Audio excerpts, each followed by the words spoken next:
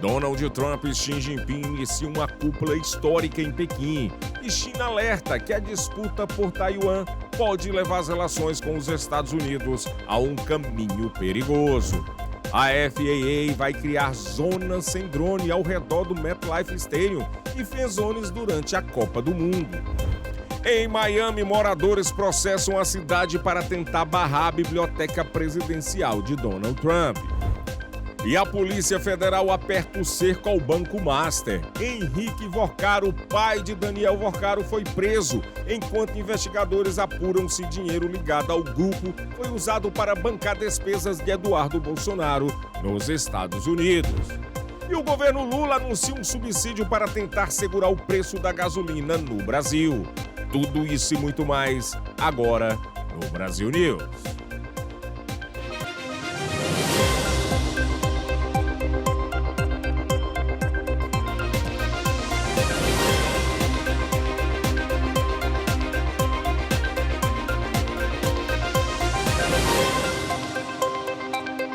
Boa noite. Donald Trump e Xi Jinping iniciaram uma cúpula histórica em Pequim. Os líderes falaram em avanços nas negociações comerciais, mas Xi alertou que a disputa sobre Taiwan pode colocar as relações entre China e Estados Unidos em um caminho perigoso.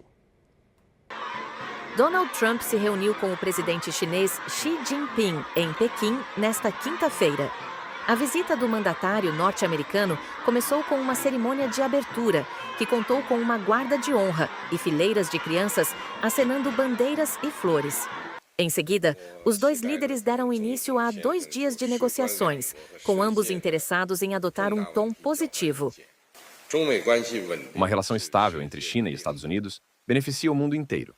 Quando cooperamos, ambos os lados se beneficiam. Quando nos confrontamos, ambos os lados sofrem. É uma honra estar com você. É uma honra ser seu amigo. E a relação entre China e Estados Unidos será melhor do que nunca. A portas fechadas, Xi disse que as negociações comerciais entre Estados Unidos e China, realizadas na quarta-feira, haviam produzido um resultado equilibrado e positivo, segundo a mídia estatal chinesa. As conversas mais recentes tiveram como objetivo preservar a trégua comercial que Trump e Xi acertaram em outubro passado, além de encontrar novas formas de impulsionar comércio e investimentos. Xi também levantou a questão de Taiwan, a ilha autogovernada que a China considera parte de seu território. Ele disse a Trump que Taiwan é a questão mais importante e sensível nas relações entre Estados Unidos e China, e alertou que uma condução inadequada do tema poderia levar a um conflito. Além das questões comerciais, Trump deve incentivar a China a pressionar o Irã a fechar um acordo com os Estados Unidos para pôr fim ao confronto no Oriente Médio. Falando anteriormente, o secretário de Estado norte-americano, Marco Rubio, disse à Fox News que a China tem forte interesse em ajudar a resolver a crise. Ele observou que muitos navios do país estão atualmente retidos no Golfo, enquanto uma desaceleração global prejudicaria os exportadores chineses. Trump também esteve acompanhado em Pequim por vários dos principais empresários de tecnologia que atuam nos Estados Unidos, todos interessados em resolver questões empresariais com a China. Entre eles estavam Elon Musk e o presidente executivo da Nvidia, Jensen Huang. Trump disse que vai pressionar Xi a abrir a China para a indústria norte-americana. Confira agora um giro de notícias pela região de New York e New Jersey.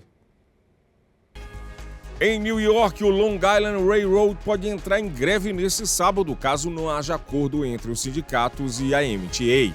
Cerca de 3.500 funcionários ameaçam cruzar os braços, afetando quase 300 mil passageiros.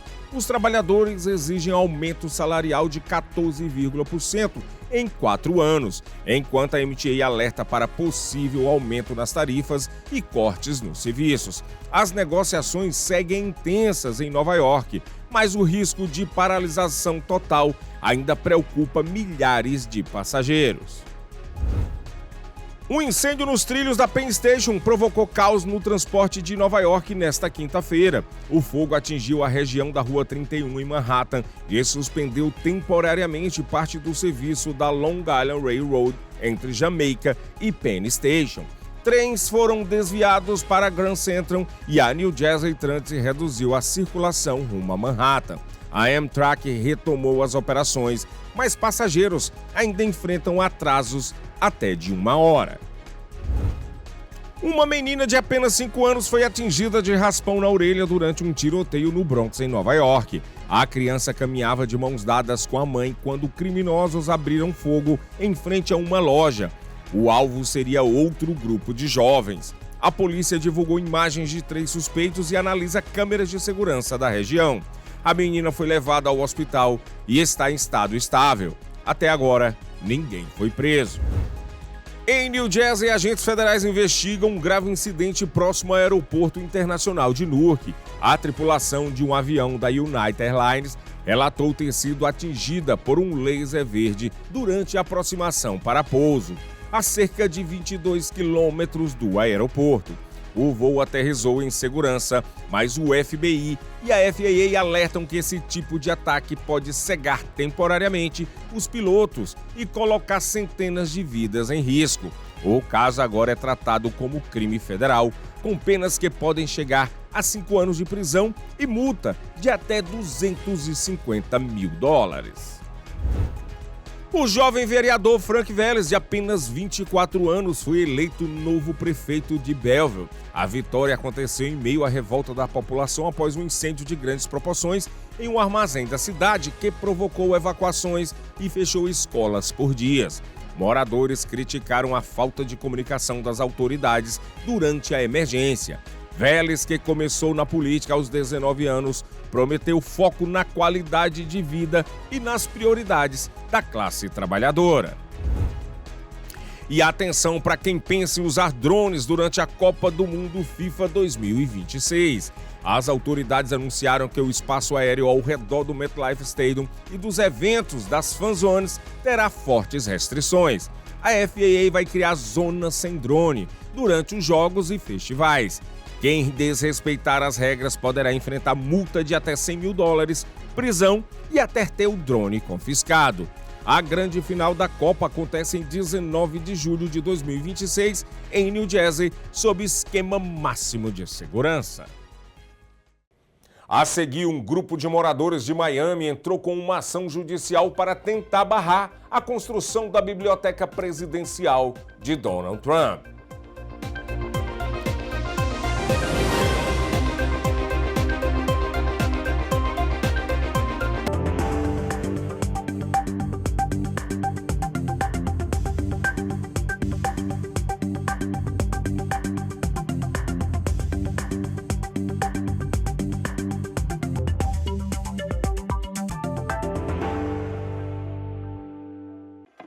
Tá com fome? Resolve agora. Café da manhã completo, fresco e pronto. Almoço? Esquece fila, esquece demora. Aqui é rápido, cheio de sabor. Bateu à vontade à tarde? A gente entrega. Abre o DoorDash, procura Teixeiras Bakery. Pediu? Chegou. Simples assim. Peça agora. Teixeiras Bakery. Mata a fome do jeito certo.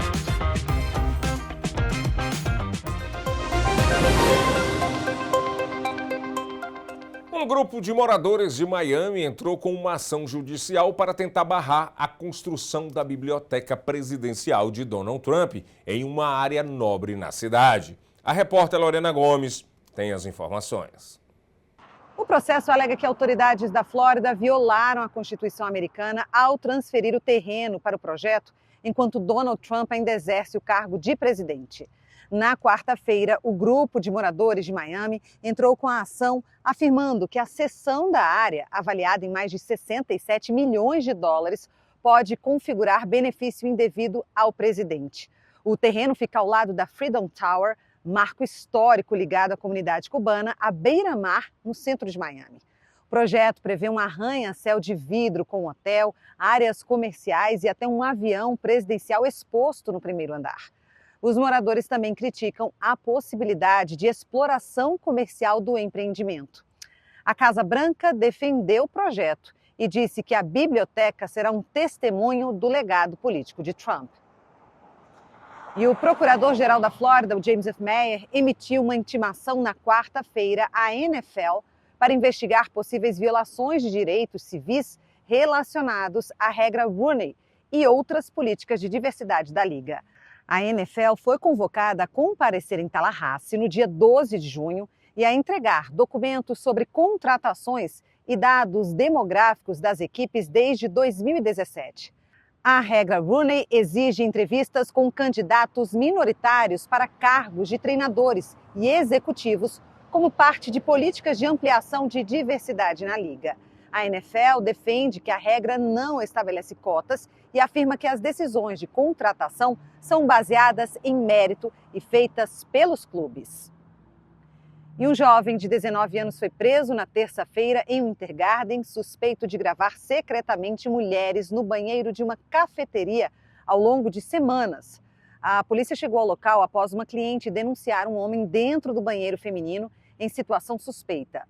Os agentes encontraram Brian Larios Pérez e, com autorização, analisaram o celular dele, onde foram localizados vídeos de diversas vítimas. Segundo a investigação, as gravações teriam começado no início de abril e eram feitas de forma oculta no chão do banheiro. O suspeito foi autuado por voyeurismo e por invasão após aviso prévio. A polícia diz que o caso está sob investigação e pode haver outras vítimas. E o Corpo de Bombeiros do Condado de Orange emitiu um alerta na quarta-feira aos moradores sobre os riscos de deixar crianças e animais de estimação dentro de veículos, principalmente com a chegada do verão na Flórida Central. Segundo a agência, o interior de um carro pode atingir temperaturas perigosas em apenas 10 a 15 minutos. A campanha busca evitar mortes e ferimentos durante o período de altas temperaturas e maior movimento de turistas. A Flórida está entre os estados com mais mortes em casos de carros quentes desde 1990. As autoridades reforçam que crianças e animais nunca devem ser deixados sozinhos em veículos, mesmo por pouco tempo. E a Flórida suspendeu a importação de bicho-preguiça após a morte de mais de 50 animais em Orlando. A Comissão de Conservação de Peixes e Vida Selvagem, a FWC, anunciou a suspensão temporária da importação de bicho-preguiça para o estado após a morte de mais de 50 animais ligados à atração Sloth World em Orlando. A medida passou a valer imediatamente e deve seguir até o dia 10 de julho. Segundo as autoridades, os animais apresentaram infecções graves e outros problemas de saúde. 13 preguiças foram transferidas em estado crítico para o Central Florida Zoo em Sanford. 3 delas morreram após o resgate. A FWC também informou que todos os licenciamentos da atração que iria abrir em Orlando foram cancelados e que o estado vai revisar as regras para licenças de animais exóticos. Especialistas alertam que a Flórida é a principal porta de entrada de preguiças importadas nos Estados Unidos, o que pode gerar impacto nacional no comércio desses animais. Estudantes da Academia Naval dos Estados Unidos escalaram um monumento engraxado em Maryland. A atividade divertida faz parte de um ritual que acontece todos os anos. A turma de calouros da Academia Naval dos Estados Unidos completou o exaustivo ritual na quarta-feira em Annapolis, Maryland. Escalar o obelisco de granito revestido com gordura vegetal faz parte da tradição anual que marca o fim do ano da plebeia. No, I might have kicked somebody on the nose. I'm a lot lighter, so they were pushing me up, and then it was just so slippery, and you just kind of fall right away. So, thank God someone caught me. A tradição faz com que os alunos substituam um chapéu de calouro por um boné de veterano no topo do obelisco, o Herndon Monument, que tem quase 6,5 metros de altura. A atividade remonta a 1950, com calouros ou plebes se unindo para substituir um chapéu Dixie Cup de calouro por um boné combinado de veterano, marcando a passagem oficial de plebeus calouros para aspirantes de quarta classe. A imprensa local noticiou que a turma de formandos de 2029 escalou o monumento em 2 horas e 17 minutos. Desde 1962, quando o tempo foi registrado, a maior subida foi de 4 horas e 5 minutos em 1998, segundo o Escritório de Informação Pública da Academia Naval. Já o menor tempo foi de 20 minutos em 1975. No próximo bloco, a Polícia Federal investiga se recursos ligados ao banqueiro Daniel Vorcaro foram usados para bancar despesas de Eduardo Bolsonaro nos Estados Unidos.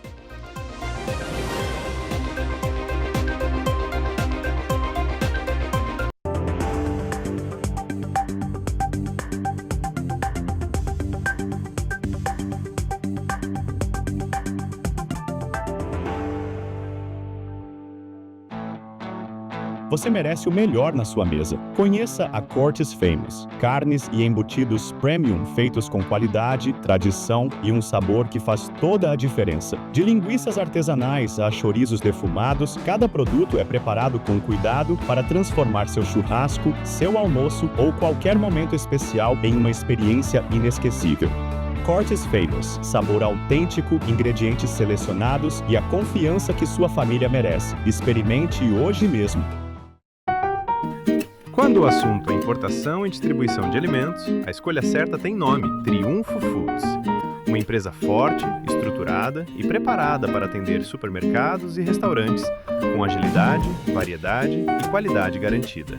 Portfólio completo, logística eficiente e centros de distribuição estratégicos que fazem o produto chegar rápido, no prazo e com padrão elevado. Triunfo Foods. Força no mercado, confiança na entrega e crescimento para o seu negócio. Confira agora um giro de notícias do Brasil. O senador Flávio Bolsonaro aparece em mensagens reveladas pelo site The Intercept Brasil, negociando um aporte de 134 milhões de reais para financiar o filme sobre Jair Bolsonaro. Em um dos áudios e mensagens, Flávio diz ao banqueiro Daniel Vorcaro: "Irmão, estou e estarei contigo sempre." O problema é que um dia depois Vorcaro foi preso acusado de participar de um esquema bilionário de fraude que teria causado um rombo de 47 bilhões de reais. Segundo a reportagem, pelo menos 61 milhões de reais já teriam sido transferidos para o projeto Dark Horse, cinebiografia do ex-presidente Jair Bolsonaro. Flávio negou tudo, chamou a informação de mentira e deixou a entrevista dando risada. Logo depois, o áudio foi publicado pelo site da Intercept Brasil e Flávio Bolsonaro admitiu o pedido de dinheiro a Vorcaro. A Polícia Federal prendeu nesta quinta-feira Henrique Vorcaro, pai do banqueiro Daniel Vorcaro, dono do Banco Master. A operação investiga um suposto esquema de fraudes, espionagem e intimidação ligada ao banco. Segundo a Polícia Federal, grupos chamados A Turma e Os Meninos atuavam com invasões de sistema, vazamento de informações sigilosas e monitoramento ilegal. A investigação aponta que Henrique Vorcaro teria feito pagamentos ao grupo e solicitado consultas clandestinas em sistema de segurança.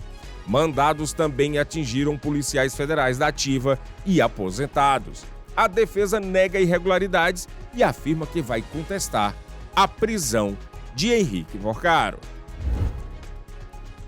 E a Polícia Federal investiga se os recursos ligados ao banqueiro Daniel Vorcaro foram usados para bancar despesas de Eduardo Bolsonaro nos Estados Unidos. A apuração tenta descobrir se o dinheiro tinha destino real para o filme Dark Horse, ou se parte dos valores teria financiado a permanência de Eduardo no Texas.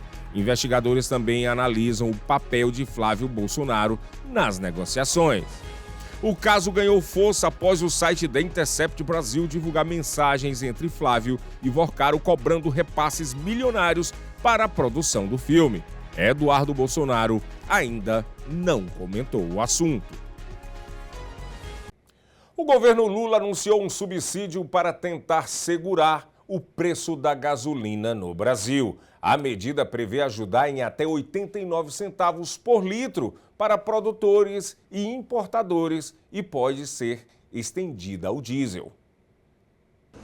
O governo brasileiro anunciou na quarta-feira que fornecerá um subsídio direto a produtores e importadores de gasolina, além de prever a possibilidade de estender o benefício para o diesel. A iniciativa tem o objetivo de minimizar os efeitos de uma possível alta do preço dos combustíveis pela Petrobras. Uma medida provisória estabelecerá limite de até 89 centavos de real em subvenção por litro de gasolina, valor equivalente à média de tributos federais incidentes sobre o combustível. O custo mensal dos subsídios à gasolina deve chegar a cerca de 1 bilhão e 200 milhões de reais, enquanto o apoio posterior ao diesel poderá custar até 1 bilhão e 700 milhões. O ministro de Minas e Energia, Alexandre Silveira, pediu para que o setor trabalhe em conjunto com o executivo. Mas eu quero fazer um apelo às distribuidoras e aos postos de gasolina. Que eles acelerem esse processo de repasse dessas medidas tomadas pelo governo federal. Há uma absoluta dedicação do presidente da República em salvaguardar a economia nacional, em proteger a população brasileira e em trazer resultados efetivos para que a gente continue crescendo. Desde o início da guerra dos Estados Unidos e Israel contra o Irã, os preços elevados dos combustíveis se tornaram uma grande preocupação para o presidente Lula, que deve buscar a reeleição neste ano. No fim de abril, o governo apresentou um projeto de lei que previa que a arrecadação adicional com preços mais altos do petróleo compensaria cortes nos impostos federais sobre gasolina e etanol. No entanto, o Congresso ainda não votou o projeto, o que levou o Palácio do Planalto a adotar um mecanismo alternativo de subsídios. O ministro do Planejamento e Orçamento, Bruno Moretti, afirmou que o governo tem receita extra suficiente, proveniente dos preços mais altos do petróleo, para pagar pelas novas medidas de subvenção. O Fundo das Nações Unidas para a Infância, a Unicef, afirmou que pelo menos 70 crianças morreram na Cisjordânia, em Jerusalém Oriental, desde o início de 2025. Uma média de uma por semana. Este foi o funeral de Aous al-Nassan, de 14 anos, que foi morto na Cisjordânia ocupada por Israel. De acordo com dados divulgados na terça-feira pela Unicef, pelo menos 70 crianças foram mortas na Cisjordânia e em Jerusalém Oriental, desde o início de 2025. Isso representa uma taxa de cerca de uma morte por semana. As crianças estão pagando um preço intolerável pela escalada das operações militares e dos ataques de colonos em toda a Cisjordânia ocupada, incluindo Jerusalém Oriental. O porta-voz da Unicef, James Elder, disse que 93% das crianças foram mortas por tropas israelenses, no que se configura um padrão de crimes. Ele acrescentou que as demais foram vítimas de ataques de colonos, de artefatos não detonados ou de disparos acidentais por forças palestinas. O exército israelense não respondeu imediatamente a um pedido de comentários. Março de 2026 registrou o maior número de palestinos feridos por ataques de colonos nos últimos 20 anos. E estamos vendo ataques se tornarem cada vez mais coordenados. Incidentes documentados incluem crianças baleadas, esfaqueadas, espancadas e atingidas por spray de pimenta. Agora, esses não são incidentes isolados. Eles apontam para um padrão sustentado das piores violações contra crianças, assim como ataques às suas casas, às suas escolas e à água da qual elas dependem. Grupos de direitos humanos descreveram um novo aumento da violência contra palestinos por colonos e soldados israelenses desde 2023. As Nações Unidas e a maioria dos países consideram ilegais os assentamentos israelenses em terras da Cisjordânia capturadas na guerra de 1967, o que Israel contesta. O governo do primeiro-ministro Benjamin Netanyahu, que se opõe firmemente ao estabelecimento de um Estado palestino, acelerou a construção de assentamentos. Nações europeias também expressaram preocupação com o aumento da violência de colonos, concordando na segunda-feira em impor novas sanções que visam colonos israelenses violentos, bem como figuras de destaque do Hamas. A Espanha decidiu endurecer as regras contra as redes sociais e inteligência artificial. A Espanha vai avançar com novas normas para tornar as redes sociais e a inteligência artificial mais seguras, apesar da forte pressão das gigantes de tecnologia. Foi o que disse em entrevista à Reuters o ministro da Transformação Digital do país, Óscar López. A privacidade de dados é sagrada. É exatamente por isso que aqueles que tentam estabelecer um arcabouço em torno da competitividade esquecem que o lucro de 4 empresas de tecnologia não pode vir às custas dos direitos de milhões. O ministro afirmou também que vozes poderosas estão lutando contra regulações que limitariam sistemas de IA de alto risco ou obrigariam as empresas a divulgar como funcionam os algoritmos de suas redes sociais. Seus comentários ecoaram declarações da presidente da Comissão Europeia, Ursula von der Leyen. Somos nós que decidimos nossas regras, não as empresas de tecnologia. Ela disse na terça-feira que a comissão estava mirando em seu novo ato de justiça digital práticas de design viciantes e prejudiciais das empresas de redes sociais. Não precisamos aceitar designs de redes sociais viciantes. Não precisamos aceitar que crianças sejam levadas a conteúdos cada vez mais extremos. Não precisamos aceitar que fotos de meninas e mulheres sejam usadas para imagens sexualizadas geradas por IA. A Espanha fez movimentos semelhantes aos da Austrália, França e Grécia, e anunciou planos para proibir o uso de redes sociais por adolescentes. Além disso, o país está adotando legislação que responsabiliza pessoalmente os executivos por discurso de ódio em suas plataformas.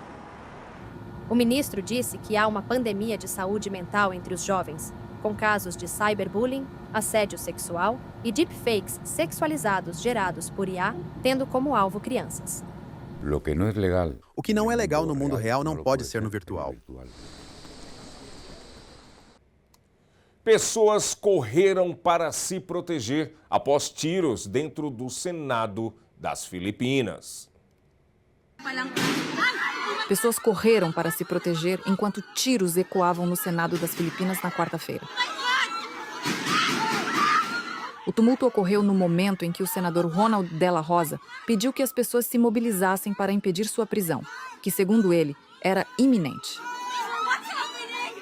Em um vídeo publicado no Facebook, ele disse: "Não permitam que mais um filipino seja levado à Haia." O Tribunal Penal Internacional tornou público, na segunda-feira, um mandado de prisão contra Dela Rosa por acusações de crimes contra a humanidade. Desde então, ele está refugiado em seu gabinete no Senado. O ex-chefe da polícia foi o principal executor da sangrenta guerra às drogas do ex-presidente das Filipinas, Rodrigo Duterte. Duterte enfrenta as mesmas acusações enquanto aguarda julgamento no TPI, após sua transferência no ano passado. Dela Rosa negou o envolvimento em mortes ilegais. Agentes armados das forças de segurança foram vistos dentro do Senado após os disparos. O secretário do Interior, John Vic Remula, confirmou que ainda tentavam verificar quem disparou os tiros e se referiu a Dela Rosa como ele é conhecido nas Filipinas, Bato ou Rocha. Não houve relatos de vítimas, e eu não estou aqui para prender o senador Bato. Estou aqui, na verdade, para garantir a segurança dele. O presidente das Filipinas, Ferdinand Marcos Jr., afirmou que a Polícia Nacional Filipina e o Senado investigariam o que ocorreu. O aliado mais próximo de Duterte, Dela Rosa, supervisionou uma repressão severa durante a qual milhares de supostos traficantes de drogas foram mortos. Grupos de direitos humanos acusam a polícia de assassinatos sistemáticos e de encobrimentos. A polícia rejeita as acusações e afirma que os mais de 6 mil mortos em operações antidrogas estavam todos armados e resistiram à prisão. Ao longo da quarta-feira, uma forte presença policial pôde ser vista protegendo o Senado, enquanto manifestantes se reuniam, alguns pedindo a prisão de Dela Rosa. A Rússia lançou o maior ataque com drones contra a Ucrânia desde o início da guerra. Segundo Kiev, mais de 1.560 drones atingiram cidades ucranianas. Pelo menos 7 pessoas morreram, dezenas ficaram feridas e equipes de resgate seguem buscando sobreviventes sob os escombros. O ataque também provocou apagões e danos em áreas civis. De acordo com autoridades ucranianas, a Rússia lançou na madrugada de quinta-feira o maior ataque com drones ao país desde o início da guerra. Até a tarde de quinta-feira, pelo menos 7 pessoas haviam morrido e 20 estavam desaparecidas, provavelmente presas sob os escombros de edifícios destruídos. O presidente da Ucrânia, Volodymyr Zelensky, escreveu no X que a Rússia utilizou mais de 1.560 drones contra diversas cidades ucranianas. A primeira-ministra ucraniana, Yulia Sviridenko, afirmou que o ataque russo teve como alvo a infraestrutura civil e edifícios residenciais. Imagens divulgadas pela Defesa Civil mostram equipes de resgate buscando sobreviventes entre os escombros de um prédio de apartamentos que desabou na capital Kiev. O prefeito da cidade, Vitaly Klitschko, declarou na manhã de quinta-feira que 11 pessoas já haviam sido resgatadas. Infelizmente, os ataques causaram quedas de energia na região de Kiev. Por isso, o abastecimento de água também foi interrompido. No entanto, ativamos o sistema de energia de emergência. E estou confiante de que conseguiremos restabelecer o abastecimento de água nas próximas 1 a 2 horas.